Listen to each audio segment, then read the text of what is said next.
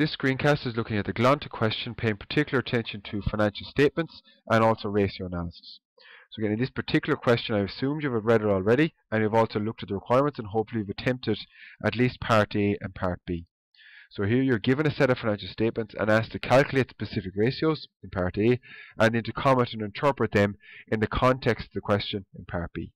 So again, you typically will be involved in both elements in any exam question on this area. So one of the first things to understand the background of the question, and here you are a procurement manager in a hospital, so Glanta is a prospective supplier for a 3-year contract. So again, you have a particular interest here to make sure that this business will be around for the next 3 years to give you a reliable supply source and also consistently good products. Now you're not asked in the question to give a high-level overview, but it will be very useful for Part B 1 and 2 if you have an idea of the broad story, what's going on at a high level first. So in this case in the question, you can see the company is growing, so it's growing about nearly 10% from 2011 to 2012. Profitability is growing as well. Okay, we don't know relative has it growing as much, but we'll figure out when we calculate the ratios.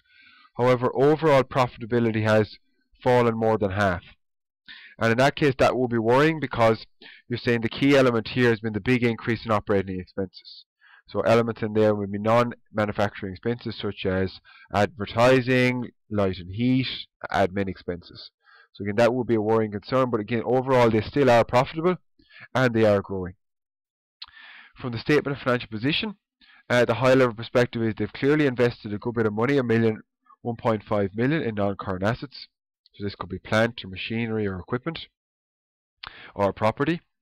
Inventory hasn't changed. There's been a big increase in trade receivables, and noticeably they've gone from a very dropped off in cash position and they've taken on an overdraft. So again, cash position has deteriorated over the period, and they've taken on 2 million of debt. So you can see the debt, the bank loan has gone from 4 million up to 6 million. So again, you could argue there, although we don't have the cash flow statement, it's clear to see while they have taken on debt, they have invested a good bit in non-current assets, but again, we don't have the level of information of what that money has been put into. So that would be a useful bit of information to get a more idea of what the use of those funds have been. But in terms of high level, we know that they're growing, we know that they're still profitable, but declining relative to revenue. And we also know here that they have taken on debt, and they've made significant investments in non-current assets during the period.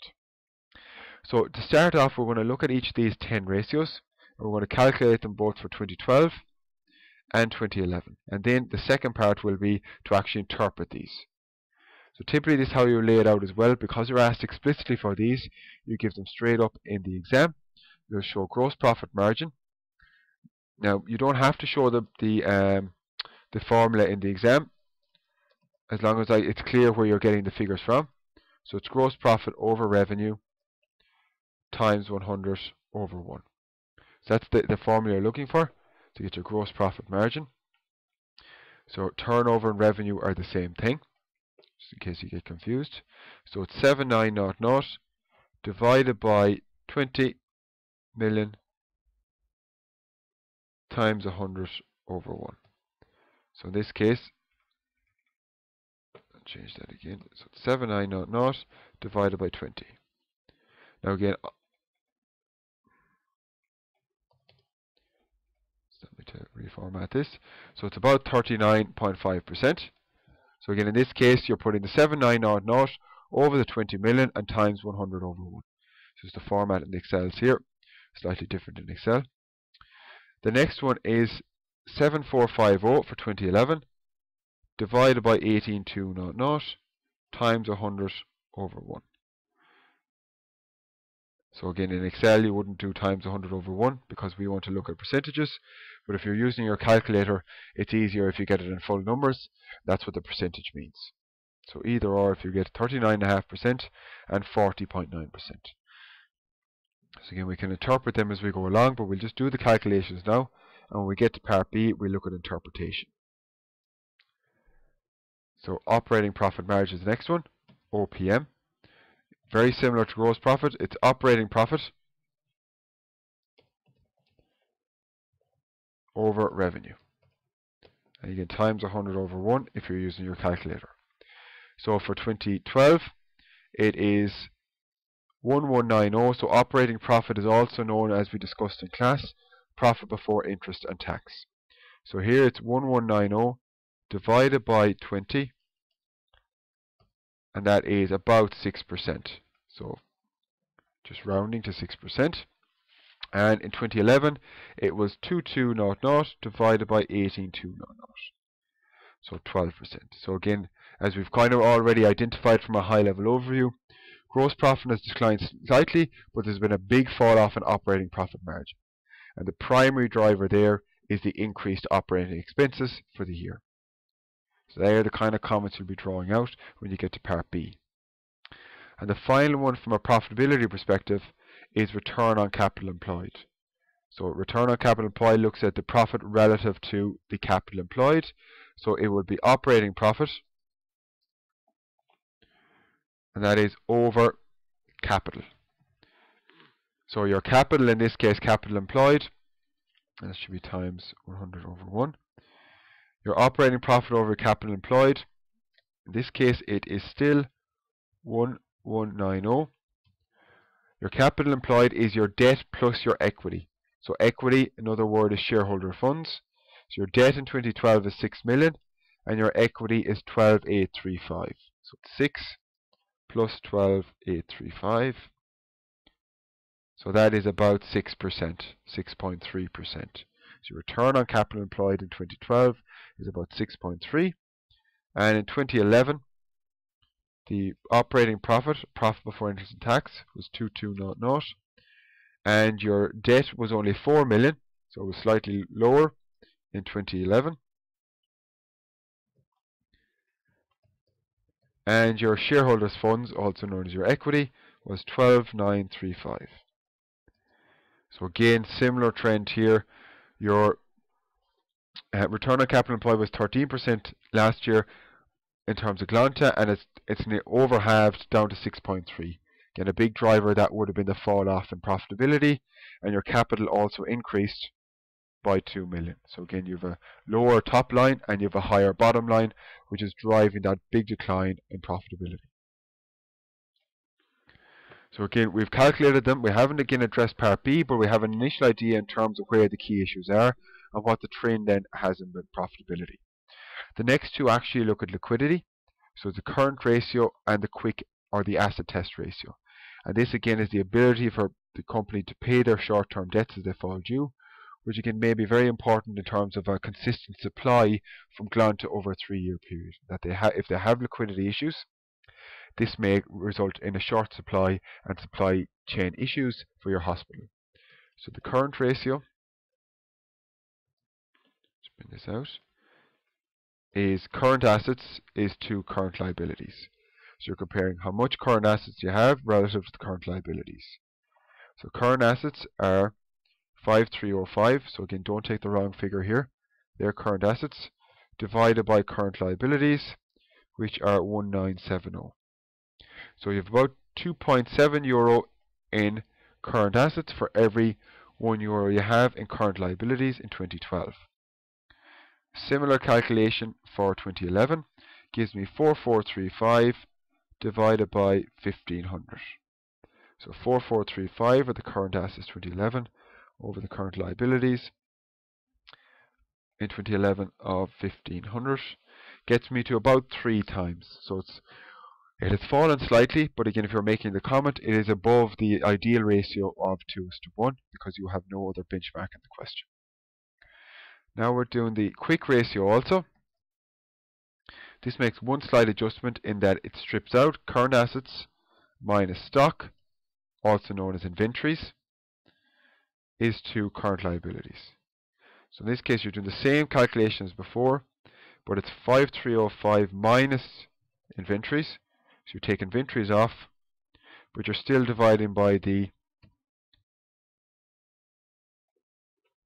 current liabilities for 2012. So it's still 5.3, but you're taking off the 2.3 because that's what the quick ratio or asset test does. The logic being that inventories are not that easy to turn into cash very quickly. So they're not that liquid of an asset. Similar calculation for 2011. We had 4435 total current assets, and we're taking off the inventory of 2.3. And again, then dividing by the current liabilities in 2011. So if we just that figure there, 1.42. So again, that liquidity position has actually improved slightly from 2011 to 2012. So overall, liquidity looks to be okay, which again is one important part of looking at a potential supplier, is that they will have the ability to operate in terms of the short term. So that is a good sign. So there are 5 of the key ratios calculated already. The next 3 then, debtor days, creditor days, and inventory days, all focused on working capital management. So how long does it take you on average for your customers to pay you? How long does it take you to pay your suppliers? And how long do you have inventory on hand on average? So if we start with debtor days, also known as receivable days, the formula here is your trade receivables, also known as debtors, over your revenue, or we'll use turnover here because that's the figure, times 365. So trade receivables, or trade debtors as it's also called, over turnover times 365. So trade receivables in 2012 are 3 million, divided by 20 million, turnover times 365. So it's about 54, 55 days on average it takes the customers of Glanta to pay them in 2012. So similarly for 2011, the trade receivables were 1.9 million, the revenue was 18.2 million, and then to get the number of days, you multiply by 365. So overall, in 2011, the average time taken for customers to pay Glanta were 38 days. So you see that is a big extension in terms of 12. That could be 16 days longer in 2012 than 2011. So it's taking the customers longer to pay them. So whether that's due to a laxing of their credit policy to grow, or whether it's due to poor working capital management, it is difficult to tell in this question. The next one is your trade payable, or what's also known as payable days. This is how long it takes the Glanta to pay its suppliers. So it's how long it takes Glanta to pay its suppliers. In this case, it's trade payables over cost of sales times 365. So trade payables over cost of sales times 365. So for the trade payables in 2012, we were 1870 divided by 12.1 million times 365. So on average in 2012, it took Glanta about 56 days to pay its suppliers. And in 2011, it took Glanta, the trade payables were 1.5 million. The cost of sales were 10,750. Therefore, the number of days was 50 days, or 51 if you're rounding. And the final one we're looking at is inventory days. And in this case, it is inventories, also known as stock, over cost of sales times 365. So this measures on average how long is inventory held before it's sold on. So the average number of days inventory is held in stock before it is sold on. In this case, it would be for 2012, your inventories is 2.3 million and your cost of sales is 12.1. So on average about 69.4 days in 2012. Whereas in 2011, it is inventories was also 2.3 million divided by 10,750, which is the cost of sales for 2011, times 365. So actually the management of inventory has improved by about 9 days from 2011 to 2012, which again is good from Glanta's perspective. They seem to be more efficient at managing their inventories. But again, you just want to make sure from your perspective that they don't become too savvy or too cost-cutting in terms of the amount of inventories they hold, because again, this may impact on your supply chain to your hospital for the 3-year term. So that's how you're trying to link into your context of what the question is asking. So the final two are we're looking at a debt position, so the gearing level, and also the interest cover. So again, you want to make sure that this is a fairly financially stable business, because otherwise they maybe go bust before the actual 3-year term is up. So again, it is important to have a look at that as well. Your gearing ratio here would be your debt over your debt plus equity. And typically we just look at the longer term, but you could, if you wanted to, put in the overdraft, if you want to argue that that's a relevant one to include as well. So in terms of 2012, it will be 6 million of long-term debt over 6 million, which is debt plus equity of 12,835. So your gearing ratio is about 32% in 2012. In 2011, it would have been 4 million of debt divided by 4 million, which is your debt, plus 12,935 of equity. So your gearing has actually increased from 2011 to 2012 to the tune of about around 8%. And again, how that can be explained is your overall equity hasn't really moved, it's declined slightly, but again, you've taken on 2 million extra debt. So that's the kind of comments I'd be expecting students to make there. And the final one for students is operating profit divided by interest. So it's your interest cover is the answer in times. So how many times operating profit do you earn to cover your interest? So here our operating profit, which is, as we said before, also known as profit before interest and tax, divided by 550. So it's about 2.2 times is your interest cover in 2012. And your interest cover for 2011 was 2200 divided by 500. So your operating profit was 2200 and your interest expense was 500. So 4.4 times. So again, that has declined or halved over the period, which again may be worrying from an affordability point of view in terms of the interest expense. So that's essentially, although it's a very quick tour of Part A, the key point is you need to know both the ratio itself and where to find the figures in the financial statements. Sometimes there will be different terms used, whether it's revenue or sales or turnover, but if you know the layout of a set of financial statements, you should be able to identify where the key figures are and which ones are relevant for the ratios you're looking at. In terms of Part B then, you're asked, based on the extracts and the ratio of financial statements and the ratios in the A that we just calculated, evaluate the profitability, working capital management, liquidity and debt position of Glanta for the 2 years. So in this case, it would be useful for students, and my suggestion would be do a little paragraph with a title. So for example here, profitability, for each thing. So for each of the 4 different pillars you're asked to explicitly address it, so I can clearly see that you've addressed this requirement, and again you'll be allocated the appropriate marks. So what I expect, and I won't go through each of them here, but you utilize the relevant ratios. So you try and identify, well, which are the ratios for profitability? It will be these 3 here. And then you make some comments about, well, what has happened over the period. And again, we try to do them as we go through. Profitability is clearly fallen here, and it looks to be the key issue is between the gross profit and operating profit line. So we can see here that while gross profit has also increased, there's a big fall off after operating profit. So it's a big increase in expenses that I expect students to highlight as maybe a small concern in terms of the performance of Glanta. And they can link this into the decline in return on capital employed. Has 2 main drivers. One is obviously the decline in the top line of operating profit, but they've also taken on more debt over the period. So your bottom line is increased in terms of your capital. So they're the 2 key drivers I would expect students to identify as driving that decline in ROCE. Overall, in terms of the liquidity position, it's not bad.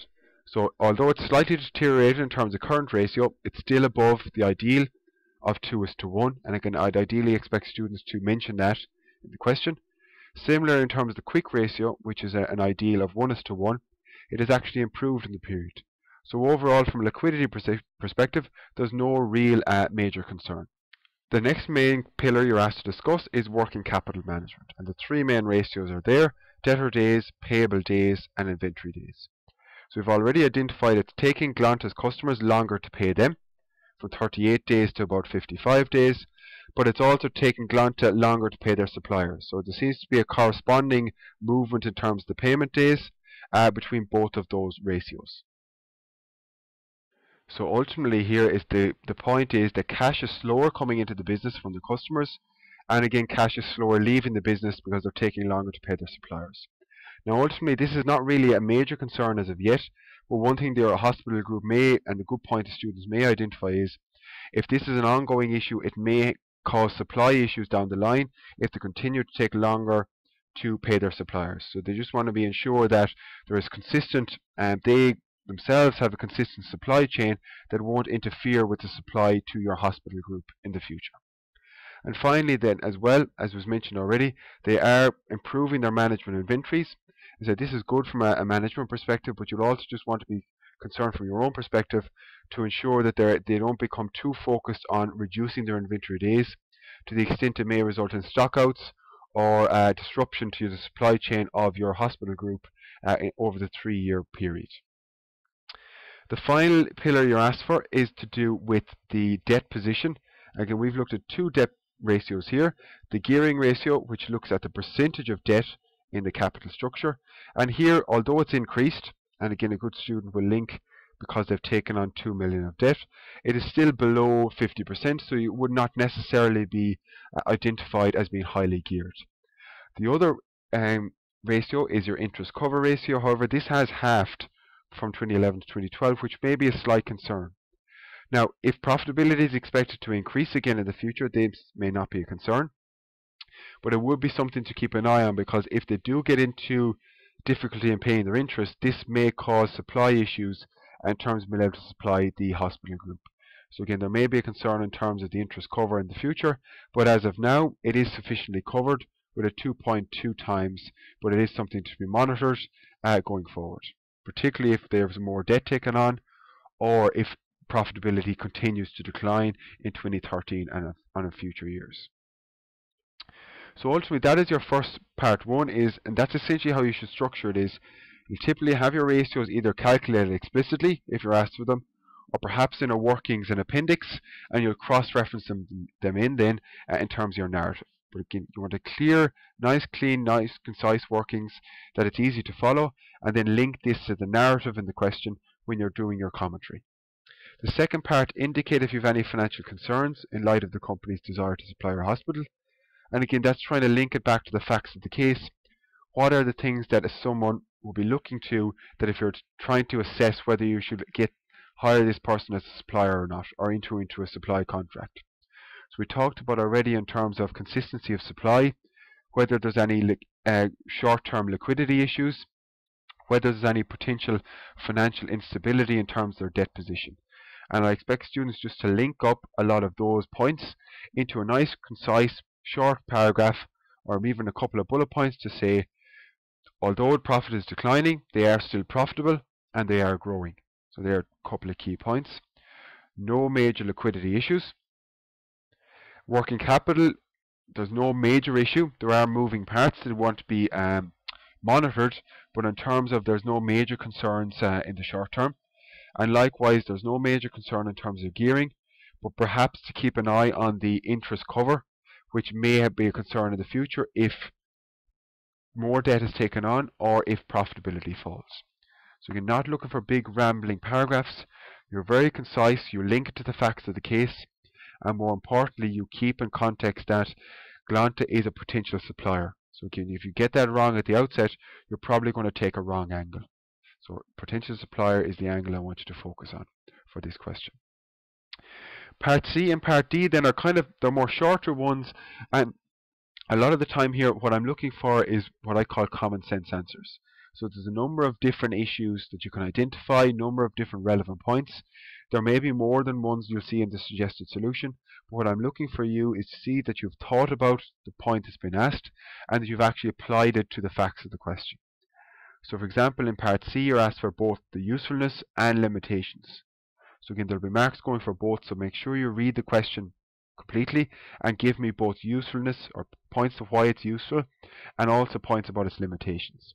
So again, I'll leave you to read that in the solution, but I am looking for positives and negatives. And finally then, point D asks you what other information would you like to assist in your financial statements. So here, what other information would you require? And again, there's a whole host of answers that are required here, and this goes the same for the exam. You may not have the same answers as the suggested solution or as your peers, but if they are relevant to the facts of the case, then they will get credit and the marks required for that part. So for example here, if we're looking at what other information might we look for the financial analysis at Glanta, well, you may look for example, projections for the coming year. So that may be a viable and again realistic requirement that if they're going to tender to be a supplier for you, you may want to ask them to submit at least a high-level budget for the next year or high-level business plan so you can have an idea of where the trajectory is of this business.